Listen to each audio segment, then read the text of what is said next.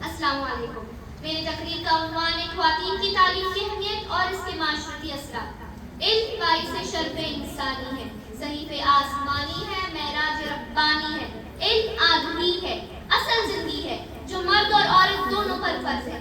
آج کی پڑھی لکھی بیٹی کل کی پڑھی لکھی ماں ہے. پڑھی لکھی مائیں پڑھا لکھا معاشرہ ہے. تعلیم یافتہ معاشرہ ترقی یافتہ قوموں کی دلیل ہے. عورت کبھی حوا، کبھی مریم، کبھی زہرا.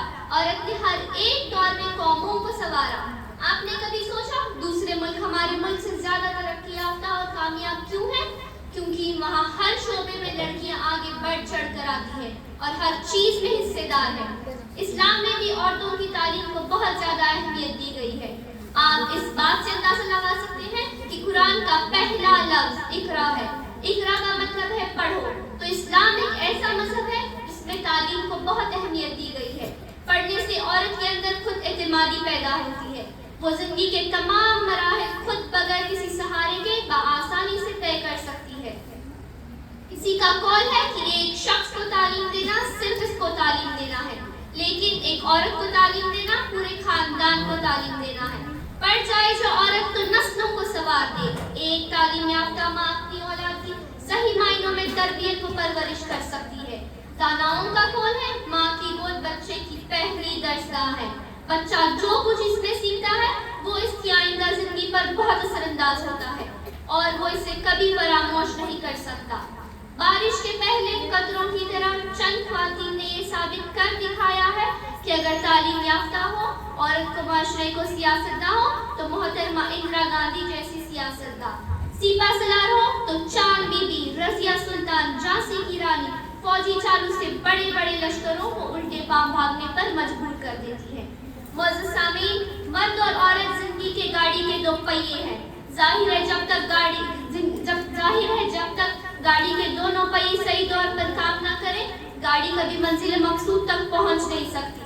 عورت کی تعلیم اس لیے بھی ضروری ہے کیونکہ اسے آگے چل کر ایک کھمبے کی بہتر پرورش کرنی ہوتی ہے.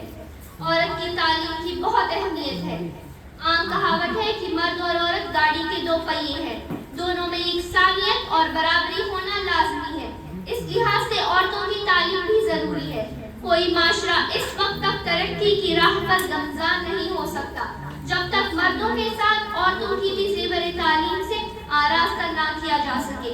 فرانس کے مشہور بادشاہ نیپولین نے بھی اپنی قوم کی خطاب سے کرتے ہوئے کہا ہے، تم مجھے پڑھی لکھی مائیں دو، میں تمہیں ایک بہترین قوم دوں گا. ایک ایسی ماں جسے دین و دنیا کا علم ہو، نہ صرف اپنے بچوں کو دنیاوی بلکہ دینی تعلیم سے بھی آراستہ کرے گی. اسی طرح ایک پڑھی لکھی عورت اپنے بچوں کو مختلف بیماریوں سے بچا سکتی ہے. وہ ابتدائی طبی امداد کا علم رکھتی ہے، انسانی صحت کے اصولوں سے واقف ہو کر اپنے بچوں کی صحت و تندرستی کا خیال رکھ سکتی ہے. کچھ ایسے شعبے ہیں جو عورتوں کی طبیعت اور مزاج سے خاص مناسبت رکھتے ہیں، مثلاً ڈاکٹری یا نرسنگ. تعلیم و تدریس کے شعبے عورتوں کے لیے بہت موزوں ہیں کیونکہ عورتوں میں محبت و شفقت کا جذبہ مرد سے بڑھ کر ہوتا ہے. وہ مریضوں کی بہتر دیکھ بھال کر سکتی ہیں اور اپنے بچوں کی عمدہ طریقے سے تربیت و پرورش کر سکتی ہیں. حاصل بحث یہ ہے کہ عورت ہی کی وجہ سے معاشرے میں ترقی، کامیابی و کامرانی نظر آتی ہے. یہ عورت ماں، بہن، بیٹی اور بیوی کے روپ میں اس معاشرے کی ترقی میں اہم کردار ادا کر رہی ہے. ہمارا یہ اخلاقی اور معاشرتی فرض بنتا ہے کہ ہم عورت کی تعلیم پر خصوصی توجہ دیں کیونکہ اس کے بغیر کامیابی ممکن نہیں ہے. وہ قوم کسی شان کی حقدار نہیں ہے، وہ قوم کسی شان کی حقدار نہیں ہے جس قوم کی عورت بیدار نہیں.